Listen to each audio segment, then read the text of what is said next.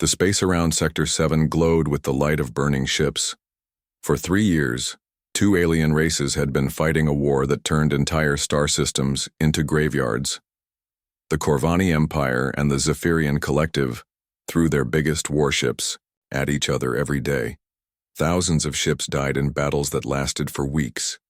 Captain Lisa Morgan stood on the bridge of the UES Defiance and watched the tactical screen. Her ship was small compared to the alien vessels fighting in the distance. The human warship was only 800 meters long, while some alien ships stretched for kilometers. But Earth had sent her here with a mission that could save millions of lives. "Captain, we're getting close to the combat zone," said Lieutenant Amy Carter from the communications station. Her fingers moved quickly over the controls as she monitored dozens of alien radio channels. The sounds of battle filled the bridge: explosions, emergency calls, and the screams of dying crews. Commander Jake Sullivan walked up to Morgan's command chair. His face was serious as he looked at the tactical display. "The aliens have been fighting non-stop for 36 hours. Both fleets have lost over 50 ships since yesterday." Morgan nodded slowly. The war between the Corvani and Zephyrians had started small, but it had grown into something terrible. Both races wanted control of the trade routes that ran through this part of space. Neither side would give up, and neither side could win a final victory. "What do our sensors tell us about their technology?" Morgan asked. Chief Engineer Pete Williams looked up from his station. "Their weapons are incredible, Captain. The Corvani use antimatter cannons that can destroy a moon. The Zephyrians have quantum torpedoes that can hit targets in other dimensions. Both sides have energy shields strong enough to stop asteroid impacts. And compared to us," Williams smiled, but it was not a happy smile, "we have nuclear missiles and railguns. Our shields can barely stop space debris. In a straight fight, any one of their destroyers could kill our entire ship in seconds." Morgan had known this before they left Earth. Humanity had only been traveling between stars for 20 years. The aliens had been building warships for thousands of years. But Earth needed these trade routes to survive. Human colonies were running out of resources, and cargo ships had to travel through this war zone to reach them. "Signal both fleets," Morgan ordered. "Tell them we want to talk." Amy Carter's hands moved over her controls. The communication system sent out a message on all frequencies that both alien races used. "This is Captain Lisa Morgan of the United Earthship Defiance. We request a meeting to discuss safe passage through this sector." The response came quickly from both fleets. Laughter, not polite laughter, but the kind of laughter that adults use when a small child says something silly. A Corvani voice came through the speakers. The translation system made it sound like a man with a very deep voice. "Little humans want to play with the big ships? Go home before you get hurt." A Zephyrian voice followed, sounding like singing crystals. "Your species barely understands space travel. Leave this place to those who know how to fight real wars." More laughter came from both fleets. Morgan felt her jaw tighten, but she kept her voice calm. "We only want safe passage for our trade ships. We're not asking to join your war." "There is no safe passage," the Corvani commander replied. "We control this space. If you want to cross it, you must give us your ship and join our empire." The Zephyrian commander had a different demand. "Your technology is primitive, but it might be interesting to study. Surrender your vessel to us for research purposes." Morgan looked around her bridge. Every human face showed the same expression, anger mixed with determination. They had traveled for 3 months to reach this place. Earth was counting on them to open these trade routes. "Neither offer is acceptable," Morgan said into the communicator. "We will find our own way through." This time the laughter was louder. The Corvani commander spoke first. "Your little ship has no weapons that can hurt us. Our shields will stop anything you can shoot at us." "We have been fighting this war for 3 years," added the Zephyrian commander. "We know every weapon, every tactic, every possible strategy. There is nothing you can do that we have not seen before." Morgan turned to her weapons officer. "Lieutenant Commander Kate Davis, are our special systems ready?" Davis checked her instruments. "All railgun systems are charged and ready, Captain. The gravity generators are online. All tungsten rounds are loaded." Good. Morgan looked back at the tactical display. Both alien fleets were huge. The Corvani had over 100 ships, including battleships the size of cities. The Zephyrians had fewer ships, but each one sparkled with energy weapons that could cut through planets. "Captain," Commander Sullivan said quietly, "we could try to go around the combat zone. It would take 6 months longer, but we would avoid the fighting." Morgan shook her head. "By then, half our colonies will be dead. We need those supply routes open now." She turned to the communication station. "Amy, send a message to both fleets. Tell them we are coming through whether they like it or not." The message went out on all frequencies. This time there was no laughter. Both alien fleets sent angry responses, threatening to destroy the human ship if it entered the combat zone. "They're moving ships to intercept us," Sullivan reported. "Looks like both sides want to capture us before the other side gets a chance." Morgan smiled for the first time since entering the sector. Then they're about to learn something new about human technology. She turned to address her entire crew over the ship's communication system. "All hands, this is the captain. We are about to enter combat with forces that outnumber us 100 to 1. They think we are weak because our technology is different from theirs. They think they know everything about space warfare because they have been fighting for thousands of years." Morgan paused, looking out at the approaching alien ships. "They are about to discover that humans fight differently than anyone else in the galaxy. All stations report ready for combat." One by one, reports came in from every section of the ship. Weapons ready, engines ready, shields ready. Most importantly, the crew was ready. The UES Defiance moved forward into the war zone, where 2 ancient alien civilizations waited to teach these upstart humans a lesson about real power. Neither side realized they were about to receive an education instead. The first Corvani patrol ships reached the UES Defiance 2 hours after Captain Morgan's warning. 3 destroyers, each one twice the size of the human vessel, formed a triangle around them. Their hulls were dark green and covered with armor that looked like dragon scales. "Human ship, prepare to be boarded," came the voice of the Corvani squadron leader. "Resist, and we will destroy you." Morgan sat in her command chair and studied the tactical display. Chief Engineer Williams had spent the last hour explaining exactly why these alien ships were so dangerous. Their energy shields could absorb the power of nuclear explosions. Their armor was made from materials that could survive inside stars. Their weapons could punch holes through planets. "Captain," Commander Sullivan said quietly, "their targeting systems are locking onto us. Whatever we're going to do, we need to do it now." Morgan nodded to Lieutenant Commander Davis at the weapons station. "Show them what railguns can do." Davis pressed a series of buttons on her control panel. Deep inside the Defiance, electromagnetic coils charged with enough power to light up a small city. The railgun system had been designed by Earth's best scientists based on a simple idea that the aliens had forgotten long ago. Sometimes the oldest weapons were the best weapons. "Firing," Davis announced. The railgun shot a tungsten rod at 15% of light speed. The projectile was simple, just a metal bar weighing 50 kilograms. It had no guidance system, no explosives, no energy field. It was exactly the kind of primitive weapon that advanced aliens had stopped using thousands of years ago. The Corvani destroyer's shields activated automatically when sensors detected incoming fire. Energy barriers designed to stop antimatter warheads and quantum torpedoes spread around the ship like a glowing bubble. The computer systems calculated the trajectory and prepared to absorb another normal energy attack. But the tungsten rod was not an energy attack. It was just a piece of metal moving very, very fast. The projectile passed through the energy shields like they were not there. The alien defensive systems had been programmed to stop sophisticated weapons, not simple chunks of metal. The rod hit the destroyer's hull and kept going, punching a hole clean through the ship from front to back. Atmosphere and debris exploded out of both sides of the Corvani vessel. Emergency lights flashed as the ship's systems failed one by one. Within seconds, the destroyer was drifting helplessly in space. "What just happened?" The Corvani squadron leader's voice crackled over the radio. "Our shields should have stopped that attack." Morgan keyed her communicator. "Your shields work fine against energy weapons, but they can't stop a solid object moving at significant fractions of light speed. The second Corvani destroyer opened fire with everything it had.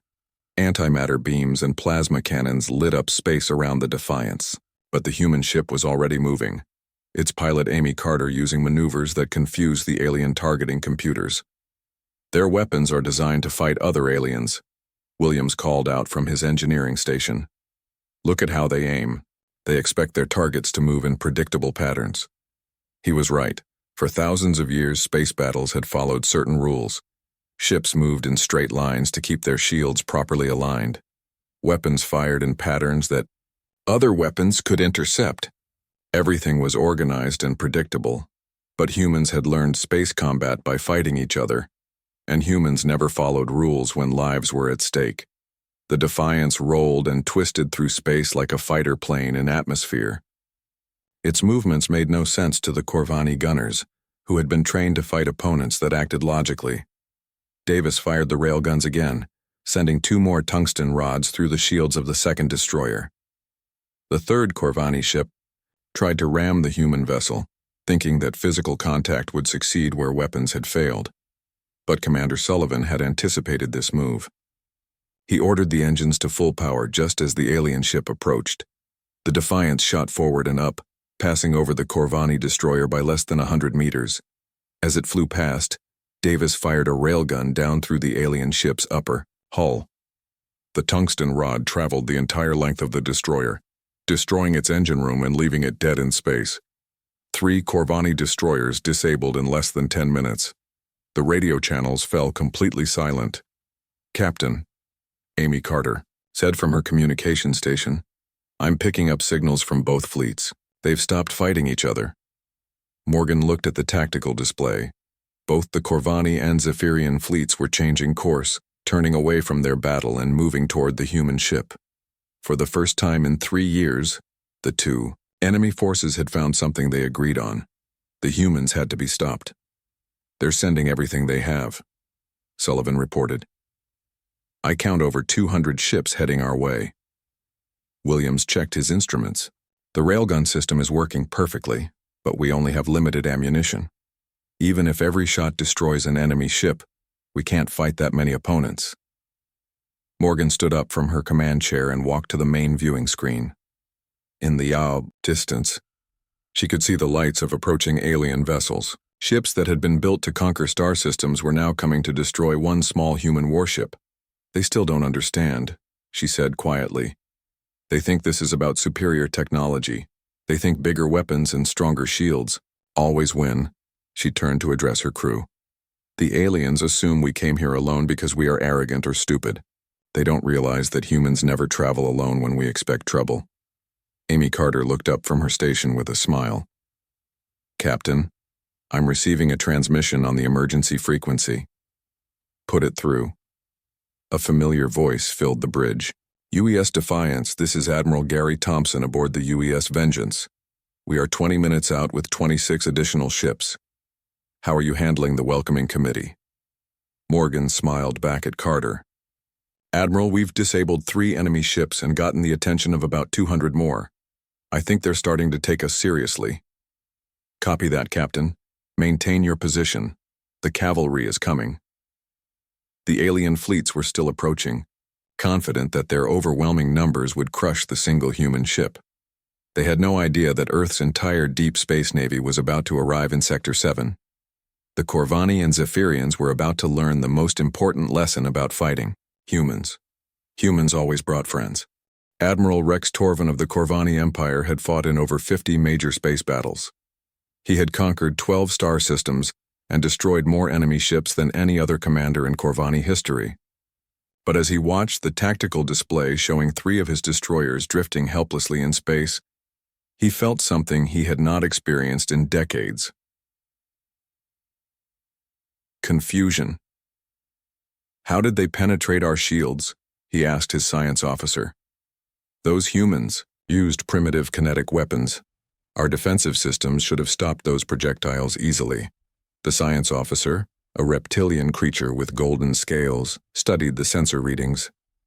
"Admiral, their weapons are too simple for our shields to recognize as threats. Our energy barriers are designed to stop sophisticated attacks, not basic metal projectiles.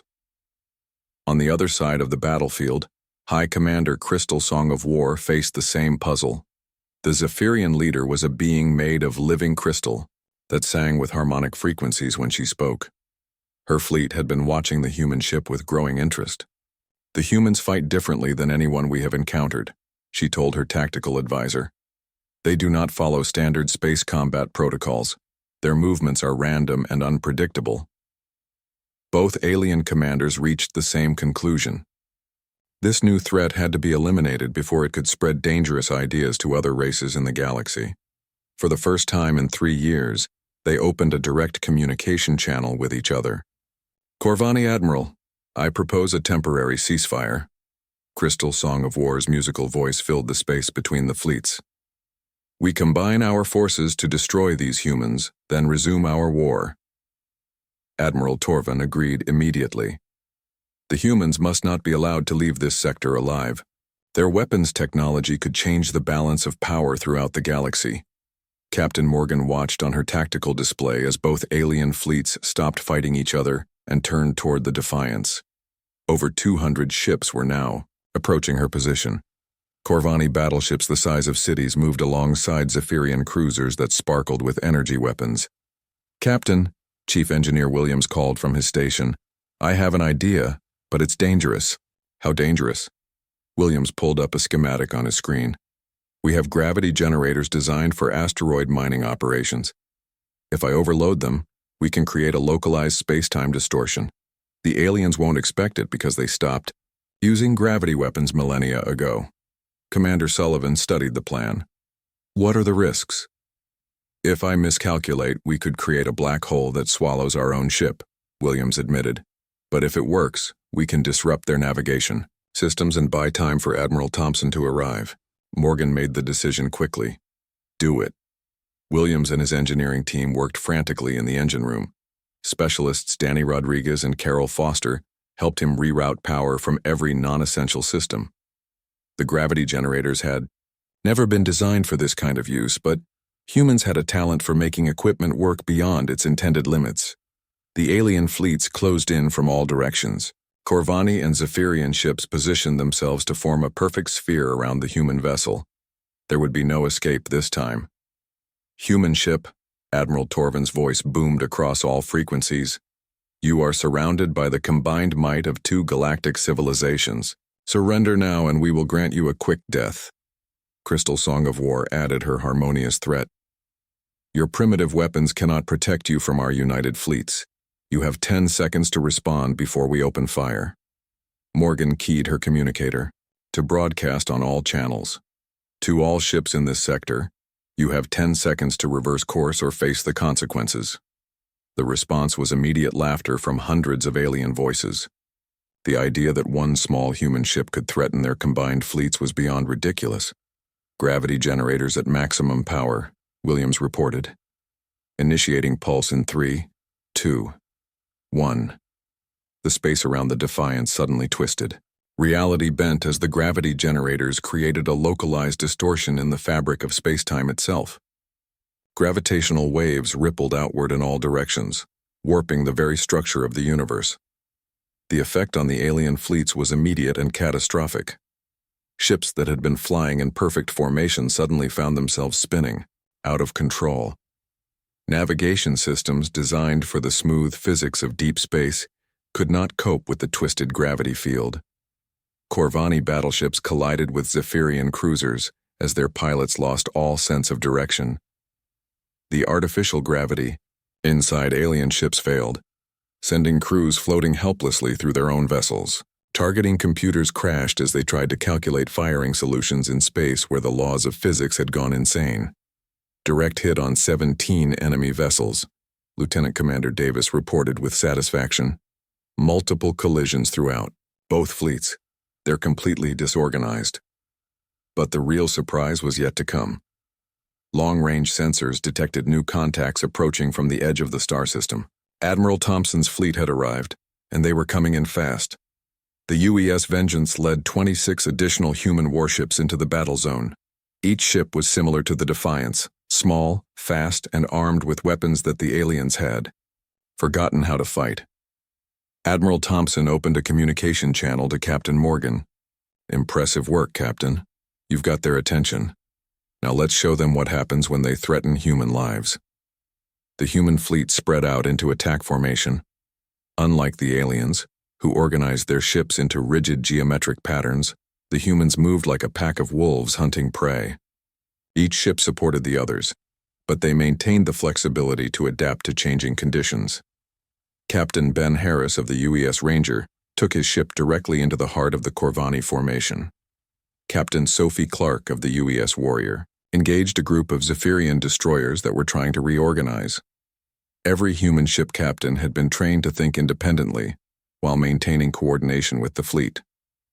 The aliens found themselves facing something completely outside their experience.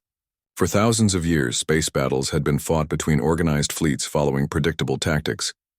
But humans had learned warfare from fighting each other, and humans were chaos incarnate when their survival was threatened. "Their ships are everywhere," Admiral Torvin shouted to his tactical officer. "How many of them are there?" 28 human vessels total, Admiral, but they fight like they have 100 ships. Crystal Song of War was having the same problem. "Our formations keep breaking apart. Every time we try to organize a response, they attack from a different direction." The human fleet demonstrated tactics that the aliens had never seen before. Instead of fighting as individual ships, they operated as a single organism. When one ship was damaged, others immediately moved to protect it. When enemies concentrated their fire on one target, the other human ships would attack from behind. Most disturbing of all, the humans seemed to have no fear. Alien crews were trained to retreat when their shields failed or their weapons were damaged, but human ships continued fighting even when they were badly hurt, using any system that still worked to cause damage to their enemies. The battle raged for 6 hours. When it finally ended, both alien fleets were in full retreat. They left behind 73 disabled ships and thousands of dead crew members. The humans had lost no ships and suffered only minor damage. As the alien survivors fled toward their home territories, they carried with them news that would change the galaxy forever. Humanity had arrived, and the old rules of space warfare no longer applied. The retreating alien fleets did not go far. Admiral Torvin and High Commander Crystal Song of War established a temporary command post on a dead moon at the edge of the star system. Both leaders knew they faced a crisis that threatened more than their war. It threatened their entire understanding of how the galaxy worked. "We must analyze their tactics," Crystal Song of War sang to her assembled officers. "These humans fight in ways that our strategic computers cannot predict." Admiral Torvin paced around the holographic display showing the recent battle. "Look at their formation patterns. No rigid structure, no predictable movements. They flow like water around our defenses." The two alien leaders agreed on one thing. The humans could not be allowed to leave this sector alive. If word of their victory spread throughout the galaxy, it would encourage other young races to challenge the established order.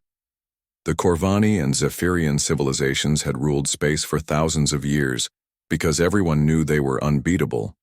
"We'll combine our remaining fleets," Torvin decided. 127 ships against their 28. Numbers will overcome their unusual tactics. But as the aliens prepared their counterstrike, Admiral Thompson was making his own plans aboard the UES Vengeance. The human commander studied the tactical reports with his senior staff, including Captain Ben Harris, Captain Sophie Clark, and Chief Communications Officer Frank Turner. "They'll be back," Thompson told his officers. "Both alien races are too proud to accept defeat from a species they consider primitive. They're probably planning to hit us with everything they have left." Captain Harris looked at the fleet status reports. "Our ships took some damage, but we're still combat ready. The question is whether we can handle twice as many enemies as before." "We don't fight the same way they do," Captain Clark pointed out. "They're thinking in terms of ship-to-ship combat. We fight as a unified force," Thompson nodded. Human military doctrine was based on lessons learned from centuries of warfare on Earth. While alien races had evolved on different worlds with different challenges, They had all developed similar approaches to space combat. They built big ships, put powerful weapons on them, and sent them out to fight individual duels. Humans had learned something different. On Earth, the most successful predators were not the biggest or strongest. They were the ones that worked together. "Frank, open a channel to all ships," Thompson ordered. "I want every captain and senior officer to hear this." The communication system linked all 28 human vessels. Thompson's voice reached every bridge simultaneously. "We're about to face the largest space battle in human history. The aliens are coming back with everything they have, and they're fighting together for the first time in 3 years. He paused, looking out at the fleet spread across several thousand kilometers of space. But they still don't understand what they're fighting. They think this is about technology or numbers. They don't realize that humans are pack hunters. On the UES Ranger, Captain Harris smiled grimly. He had grown up in Alaska, where his family hunted wolves to protect their livestock. He knew exactly what the Admiral meant. "Wolves don't win fights because they're bigger than bears," Harris told his crew.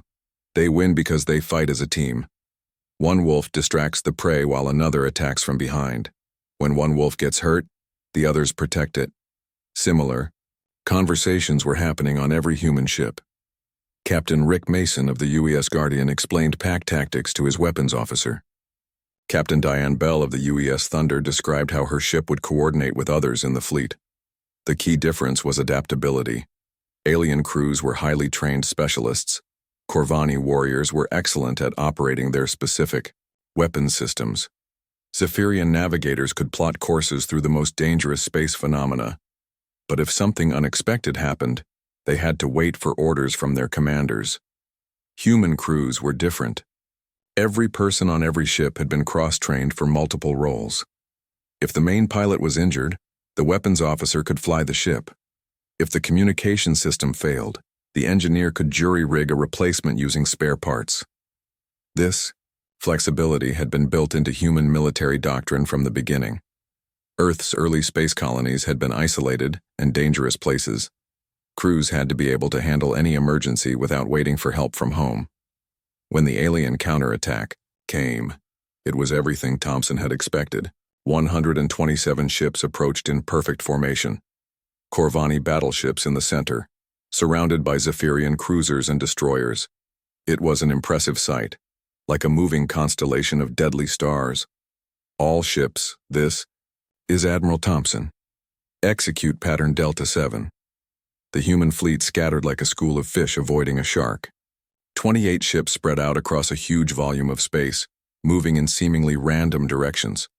To the aliens, it looked like panic. To the humans, it was exactly what they had practiced. The first alien attack wave consisted of 50 ships that moved to engage the nearest human vessels. But as soon as they committed to their targets, the other human ships attacked them from behind. Captain Harris led 5 ships in a flanking maneuver that destroyed 3 Corvani destroyers before they could react. "They're using our own tactics against us," Admiral Torvin complained to his tactical officer. "When we concentrate our forces, they divide theirs. When we divide our forces, they concentrate theirs." The battle became a deadly dance of thrust and counter-thrust. Every time the aliens thought they had gained an advantage, the humans would shift their formation and attack from a new direction. Ships that seemed to be retreating would suddenly turn and fire on pursuing enemies. The most shocking moment came when the UES Ranger took a direct hit from a Zephyrian quantum torpedo. The explosion tore through the ship's hull, destroying the main weapon system and causing massive damage to life support. Any alien crew would have retreated or surrendered at that point. Instead, Captain Harris ordered his crew to continue fighting. Engineers rerouted power from artificial gravity to keep the engines running. The crew worked in vacuum suits as atmosphere leaked out of the damaged sections. "Ranger is still in the fight," Harris reported to Admiral Thompson. "We're down to emergency power and working in zero gravity, but our railguns are still operational." The aliens watched in horror as the damaged human ship continued to maneuver and fire at enemy targets. To the Corvani and Zephyrians, this level of determination was incomprehensible. Their crews would never sacrifice their own safety to continue fighting a hopeless battle. But the humans did not see it as hopeless. They saw it as protecting their families back on Earth and in the colonies. Every human ship that kept fighting was one less alien ship that could threaten human civilians. The tide of battle turned when Captain Sophie Clark led a desperate charge directly into the center of the alien formation. Her ship, the UES Warrior, was followed by 6 other vessels in a coordinated attack that scattered the enemy fleet. "Break their formation," Thompson ordered on the general frequency. "Don't let them reorganize." The human ships pressed their advantage, pursuing fleeing aliens and preventing them from regrouping. Unlike previous space battles that had clear winners and losers, this fight became a running chase across multiple star systems. When the aliens finally escaped, they had lost another 43 ships. More importantly, they had lost something else: their confidence. For the first time in their long military careers, both Admiral Torvin and High Commander Crystal Song of War realized they might be facing an enemy they could not defeat. The humans had proven that they were not just lucky or unusual. They were dangerous in ways that threatened the very foundations of galactic civilization. As Admiral Thompson surveyed the battlefield, he opened a communication channel to Earth Command. "This is Admiral Thompson reporting. We have successfully defended Sector 7 against combined alien forces. The trade routes are now open." But he knew this was just the beginning. Word of humanity's victory would spread throughout the galaxy, and other alien races would want to test these dangerous newcomers for themselves. The humans had announced their arrival on the galactic stage, and they had done it in the most dramatic way possible, by winning an impossible war. 3 months after the Battle of Sector 7, the galaxy was a very different place. The news of humanity's victory had spread faster than anyone expected, carried by traders, diplomats, and refugees from dozens of different worlds. Every intelligent species in known space was talking about the same thing. The humans had done the impossible. Captain Lisa Morgan stood in the observation deck of humanity's first permanent deep space station, built in the heart of what used to be the Warzone. Through the transparent aluminum windows, she could see something that would have been unthinkable just a few months ago. Corvani and Zephyrian ships were docked at the same station, their crews working together on joint patrols. "It's hard to believe," Commander Jake Sullivan said as he joined her at the viewing window. 6 months ago, they were trying to kill each other. Now they're asking us to teach them our tactics. The change had not happened overnight. After their defeats in Sector 7, both Admiral Torvin and High Commander Crystal Song of War had faced difficult choices. They could continue fighting each other and risk another human intervention, or they could swallow their pride and try to learn from their conquerors. The decision became easier when smaller alien races began forming alliance with humanity. The Deltans, a peaceful species that had been trapped between the Corvani and Zephyrian empires for decades, were the first to approach Admiral Thompson with a request for protection. Within weeks, 6 other civilizations had asked to join what the galaxy was calling the Human Defense Alliance. "Captain Morgan," a familiar voice called from behind them. Admiral Gary Thompson approached with his usual confident stride, but Morgan noticed new lines around his eyes. Command of the galaxy's newest military force was proving to be a challenging job. "Admiral," Morgan replied with a respectful nod. "How are the negotiations going?" Thompson gestured toward the main conference room where representatives from 15 different species were meeting to discuss the new galactic order. "Better than expected. The Corvani are actually quite reasonable when they're not trying to conquer everything in sight. The Zephyrians are more difficult. They're used to thinking of themselves as the most advanced civilization in the galaxy.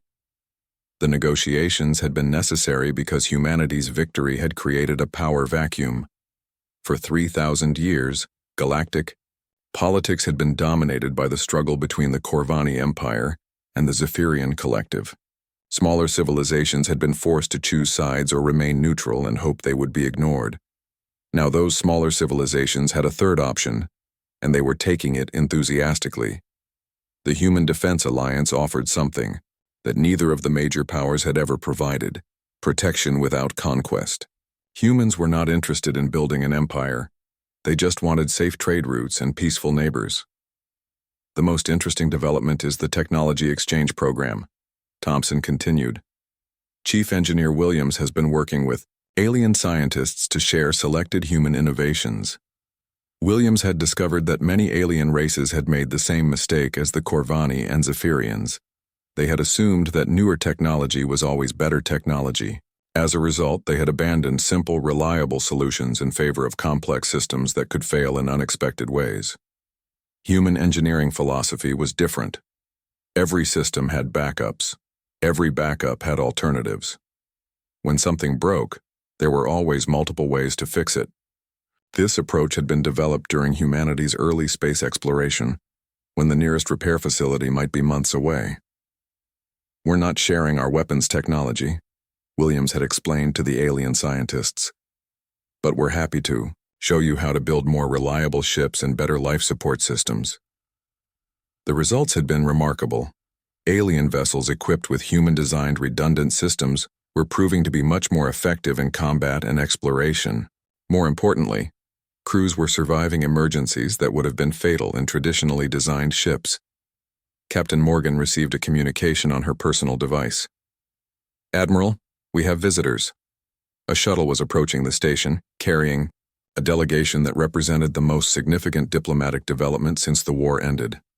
Ambassador Elena Rodriguez, Earth's first official representative to the galactic community, was returning from her tour of alien homeworlds. Rodriguez had been chosen for her unique qualifications. Before becoming a diplomat, she had been a military psychologist who specialized in understanding how different cultures approached conflict. Her job was to figure out why humans were so effective in space combat when they were still considered primitive by galactic standards. "The answer is simpler than most people think," Rodriguez explained to Admiral Thompson and Captain Morgan as they met in the station's main briefing room. "Humans are generalists in a galaxy full of specialists." She activated a holographic display showing comparative data from dozens of alien civilizations. "Every other race in the galaxy has evolved to be extremely good at specific things. The Corvani are natural warriors with incredible strength and endurance. The Zephyrians have perfect mathematical minds that can calculate complex problems instantly." The display showed human capabilities compared to various alien races. In almost every category, humans were average or below average. They were not the strongest, not the smartest, not the fastest, and not the most technologically advanced. "But humans are the only race that is reasonably good at everything," Rodriguez continued. "We can fight when we need to fight, think when we need to, think and adapt when we need to adapt. Most importantly, we can do all of these things at the same time." This flexibility had proven to be humanity's greatest advantage.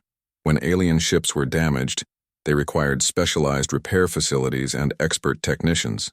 When human ships were damaged, the crew could often fix them using spare parts and improvised solutions. "There's something else," Rodriguez added. "Humans are the only race that fights for abstract concepts like freedom and justice. Other species fight for territory, resources, or survival. We fight for ideas." This difference had been demonstrated clearly during the Battle of Sector 7. Alien crews fought because they were ordered to fight or because they needed to defend their territory. Human crews fought because they believed they were protecting something important. The galaxy was slowly adapting to these new realities. Trade routes that had been closed for decades were reopening under human protection. Scientific expeditions were exploring dangerous regions of space with human escorts. Most importantly, the constant threat of war between major powers had been replaced by cooperative competition. Not everything was perfect. Some alien races remained hostile to humanity, viewing the newcomers as a threat to the established order.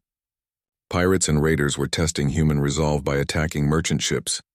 There were rumors that several isolated civilizations were building new weapons specifically designed to counter human tactics. But Captain Morgan was optimistic as she watched the mixed crews working together on the station's docking bays. Corvani. Engineers were learning human maintenance techniques. Zephyrian scientists were studying human innovation methods. Human officers were being trained in alien languages and customs. "The galaxy froze when our warship entered the Warzone," she said to Commander Sullivan. But when it thawed, everything had changed. 6 months ago, humanity had been alone in a dangerous galaxy, struggling to establish trade routes for their struggling colonies. Now they were the leaders of an alliance that included dozens of worlds and millions of beings from different species.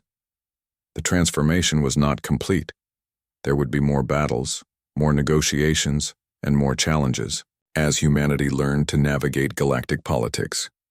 But the foundation had been established. Humans had proven that they belonged among the stars, and they had done it by being exactly what they had always been. Not the strongest, not the smartest, but the most adaptable. Not the most advanced, but the most determined. Not the biggest, but the most united. As Admiral Thompson often said in his reports to Earth Command, "We didn't just win a war. We taught the galaxy what it means to be human." The galaxy was still learning that lesson, and it was changing everything.